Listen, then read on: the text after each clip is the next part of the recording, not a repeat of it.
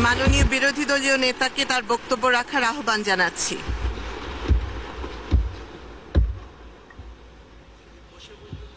না ঠিক আছে, কেন বসে বলবো না?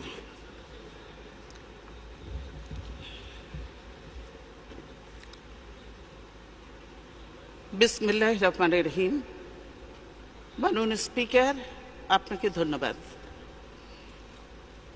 নবম জাতীয় সংসদের সর্বশেষ বাজেট সেশন এটি।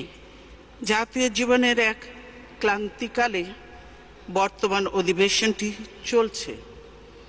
এই অধিবেশনেই নতুন স্পিকার হিসেবে আপনি দায়িত্ব নিয়েছেন, আপনাকে অভিনন্দন।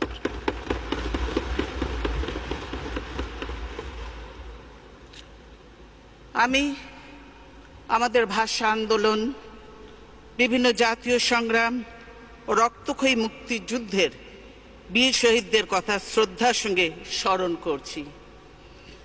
বাংলাদেশের রাষ্ট্রের স্থপতি, এদেশের বীর জনগণ ও জাতীয় ইতিহাসের শ্রেষ্ঠ সন্তান মুক্তিযোদ্ধাদের প্রতি গভীর কৃতজ্ঞতা জানাচ্ছি। শেরে বাংলা একে ফজলুল হক, হোসেন সঈদ সোহরাওয়ার্দী ও মরহুম শেখ মুজিবুর রহমান সহ জাতীয় নেতৃবৃন্দের প্রতি শ্রদ্ধা নিবেদন করছি।